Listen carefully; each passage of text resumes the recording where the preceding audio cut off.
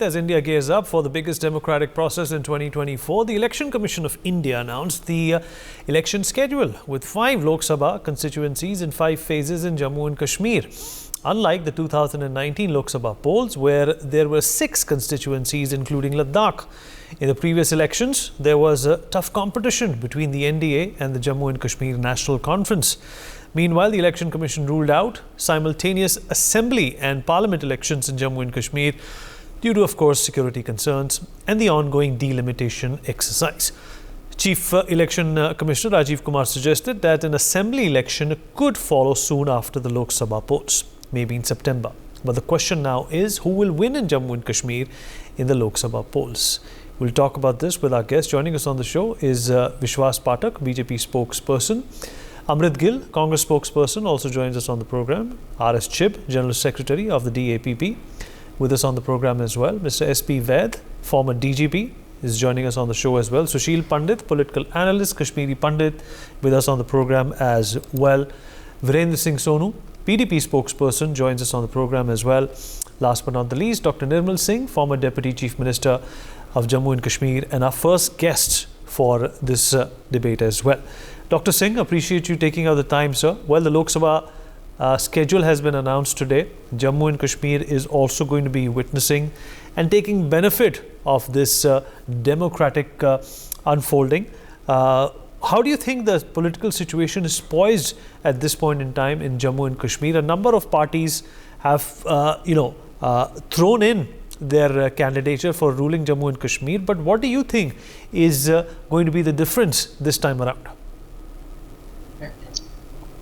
First of all, I welcome the announcement of elections for the Lok Sabha because it's a historical moment for everybody who believes in democracy, who lives in India. So far as Jammu and Kashmir is concerned, there are 5 seats, and you'll see that a very interesting contest shall be there. So far as BJP is concerned, our target is to win all the 5 seats. And we are prepared for that. We are the only party which is working around the year and for the last 5 years. And you'll see that people, they will repose their confidence in BJP. Because Modi government's schemes of this pro-poor and there is a check on terrorism. There is no separatism, and now people, they understand that what's the benefit of the abrogation of Article 370 and 35A, and the bluff of the Kashmir-centric parties and also of the Congress. It has been out now, and everybody is understanding that.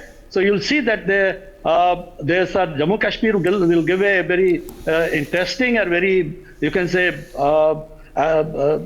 interesting results. And all right, Mr. R.S. Chib, General Secretary of the DAPP, is also joining us at this point in time. Mr. Chib, thank you for speaking with us. I hope you can hear me. Yes, I can. Well, sir, 90 assembly constituencies in Jammu and Kashmir, 5 Lok Sabha seats. Total electors in Jammu and Kashmir are somewhere close to 87 lakhs. And the number of women are at 42.5 lakh and men voters at 44.34 lakhs. The Lok Sabha elections are going to continue according to the schedule which was released by the Election Commission today. But the assembly elections are going to have to wait because of security concerns. How do you respond to what has happened today? And of course, keeping in mind the security situation, do you think it was a good and a prudent idea to let the Lok Sabha elections transpire, finish off with, and then focus on the assembly elections in Jammu and Kashmir? Well, first of all, let me say good evening to all the panelists. And the question which you have asked me, our party have been newly formed only 1.5 years back. And I think on the formation itself, my leader, Janab Ghulam Nabi Azad, we have projected that assembly election should be done at the earliest. And not only that, we have been demanding that the assembly elections also should be held along with the parliament elections. It's a good thing that the parliament elections are taking place, but I think as the government have been claiming all the time through and through that the security scenario in the state is absolutely fine, then I don't find any reason why assembly elections are not being held simultaneously. I personally feel that the assembly elections should have been held along with the parliament elections. Secondly, what I feel, the parliament elections were due as such, and they are being held in time. But not holding assembly elections at this time is not a very, very healthy sign. And if the security scenario is absolutely good, I think assembly elections also should have been held in time.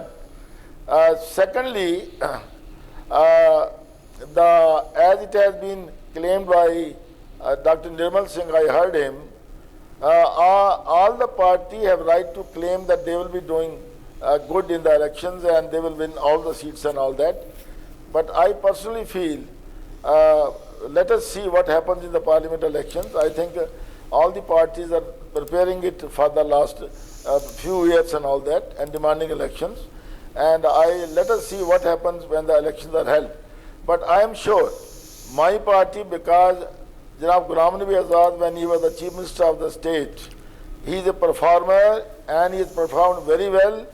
People have got a lot of hopes in Azad Sahab, and I am sure that our party, Democratic Progressive Azad Party, is going to do well for the people of the state, and we will have very good results for our party. This is my feeling, and I'm confident of this. Thirdly, there have been certain steps taken by this UT government, which have been almost anti-people steps. For example, when the order have been passed by the government to vacate certain lands, state lands, and land under Roshni and all that, and also the introduction of the smart meters and all these things, I think that has affected very badly the performance of the government, and it's going to affect ultimately the BJP. I personally feel that the anti-people steps taken by this UT government for last 2 years or 3 years, they are going to affect the performance of the BJP. And the claims which have been made by Dr. Nirmal Singh, I don't think it's absolutely is going to happen like this. Okay. But I'm very happy that at last we are going for parliament election. But I demand, our party demands, we demanded rather that it should have been along with that. That is a rather very retrograde step. Dr. Singh, do you think this is a retrograde step? And of course, sir, please also respond to the other pointers that Mr. Chib has made. It's right. When this Chief Election Commission, the whole this team came to Kashmir, Srinagar, even we demanded that there should be simultaneous elections. But ultimately, call had to be taken by the Election Commission and the security agencies. As the Chief Election Commission has very rightly said, that because in every there are 90 constituencies, and in every constituency there may be 12 candidates, and every candidate has to be protected by the agencies. And our adversary, Pakistan and terrorists, they may be finding the soft targets in them. So it was and at that time, suppose it would have been done, then they would have not, you can say, condemned Election Commission or security, and they would have condemned the BJP only. Because it's ultimately, it's the call which had to be taken by the Election Commission after consulting the local administration. They have consulted it, they visited Jammu and Kashmir, ultimately they have taken the decision, and 2-3 months are not so far. Be prepared for the election, because 2024 is an election year, assembly election, this panchayat election, local body elections, BDC, DDC election shall be held in 2024. And it shall be the festival of 24 shall be considered as a era of festivals, democratic festivals in Jammu and Kashmir. You must be prepared for that. Without, and there is no reason to now stick to that, you can say, thing that it would have been conducted simultaneously, because now the cat is out of bag, and ultimately we have to go to the people and seek votes from them and win the elections. We are doing it. BJP is doing this. Okay, all right. Vishwas Pathak, BJP spokesperson, also with us on the program. Vishwas Pathak, thank you for joining us. Yes. 5 seats in Jammu and Kashmir. The NC, the National Conference, wants to go solo. How is the BJP planning on taking on Jammu and Kashmir? It's not only about, Jammu and Kashmir as a constituency, but the Bharatiya Janata Party has had innumerable aspirations about the development of Jammu and Kashmir, and how important will it be for the BJP to get into power in this particular part of the country? It's very simple. As far as BJP is concerned, BJP has got a roadmap for entire India, including Jammu, Kashmir, Leh, Ladakh, and all across. Before abrogation of Article 370, BJP's plan for Jammu Kashmir was very simple: to make development for the public of Jammu and Kashmir, Leh, and Ladakh. Like if you talk about on the railways, railways have provided a budget of 1 lakh crore for Jammu and Kashmir, and lots of work is going on. 8 days back only, Honorable Prime Minister of India, Narendra Modi, has sanctioned and announced the projects worth around 6,000 crores rupees. So abrogation of Article 370 was our commitment since our inception of Bharatiya Janata Party or Jana Sangha. So it is not a political agenda. It was our commitment. We have fulfilled that, and post abrogation of Article 370, situation has changed. We are also very keen to see how the voters respond.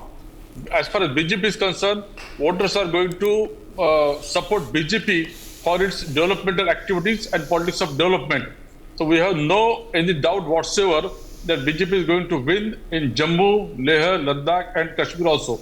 As far as assembly elections are concerned, Election Commission has made it very categorically clear that we are going to have elections very soon, and there has to be some reason. Otherwise, Andhra Pradesh, Arunachal Pradesh, Sikkim, Odisha, they are also going along with Lok Sabha. So there was no reason to exclude Jammu and Kashmir. But because of certain reason, it is being held very shortly. Therefore, it should not be seen from political perspective. All right. Amrit Gil, Congress spokesperson, also with us on the program. Amrit Gil? Amrit Gil, are you there with us? Am I audible?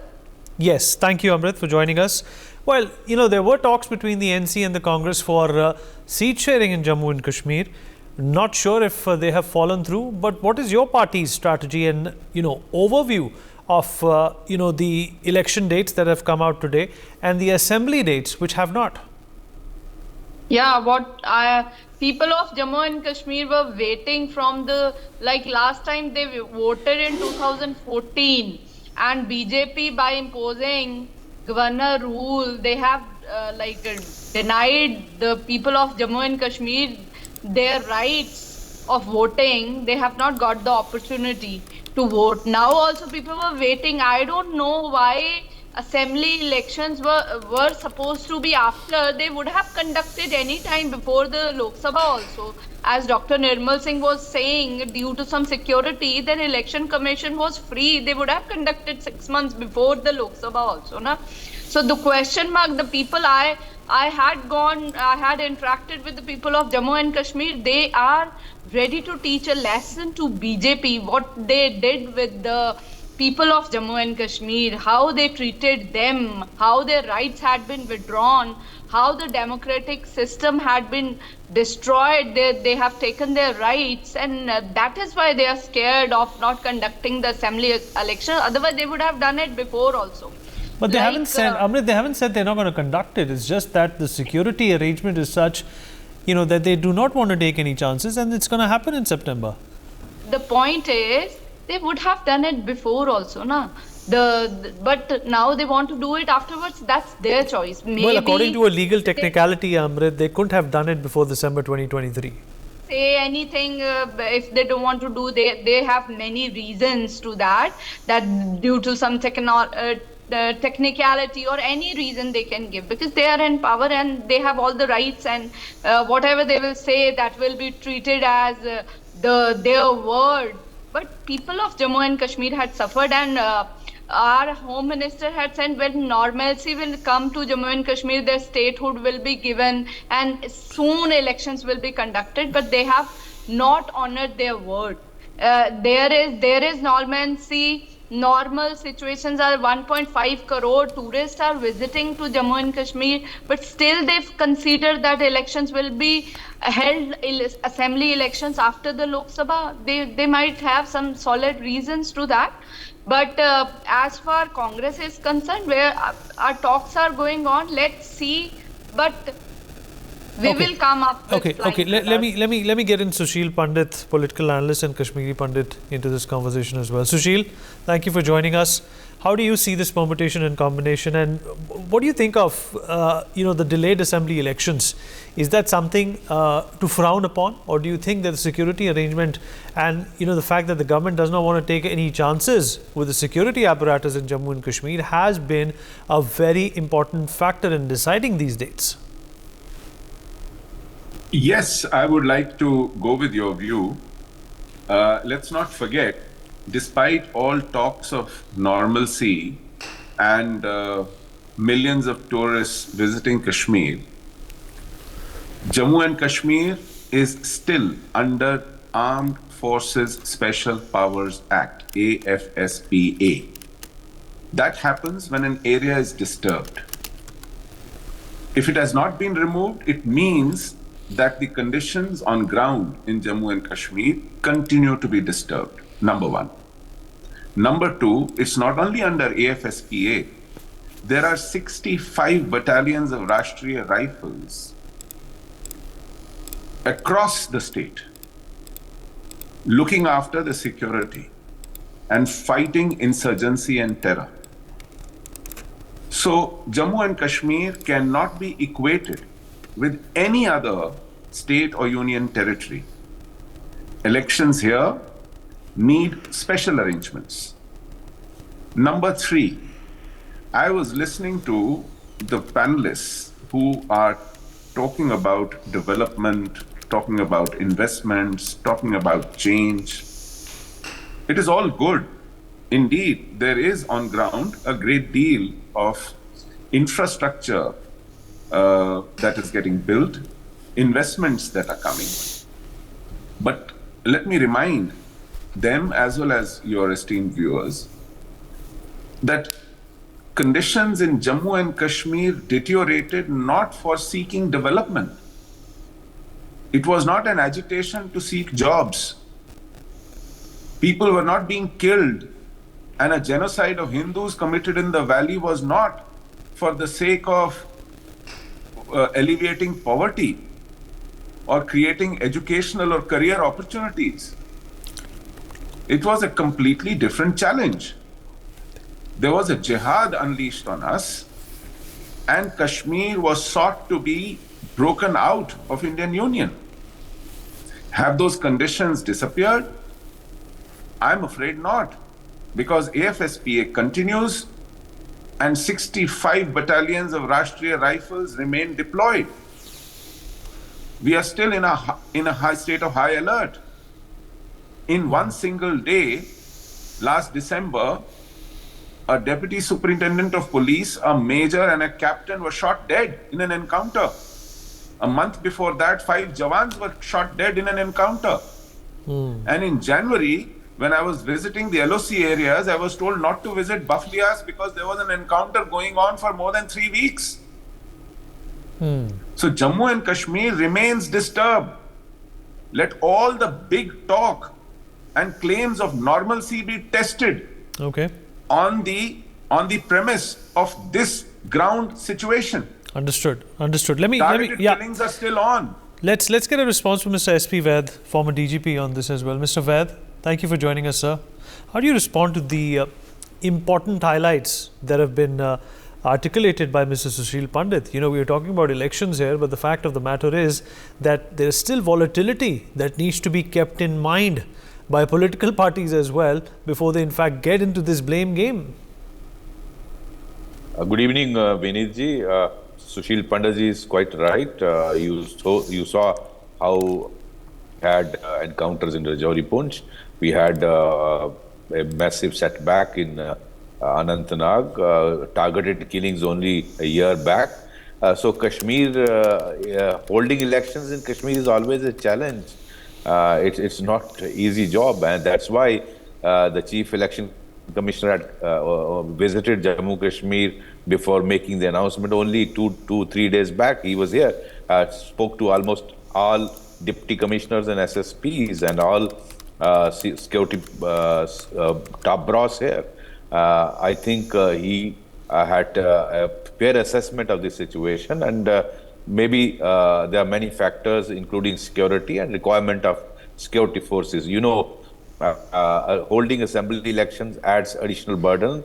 You have to protect 10-15 candidates per assembly. There are 90 assembly constituencies. You can multiply, it goes in beyond 1,000, and each candidate has to be provided with a bulletproof vehicle, an escort, maybe guard at his residence, a mobile escort. So all this adds a lot of pressure on the security setup, and good that parliamentary elections have been announced, but across the board all the political parties were demanding assembly election, and I think the call has to be taken by the Election Commission of India, particularly after Supreme Court's direction before September, and we all hope that assembly elections are held before that.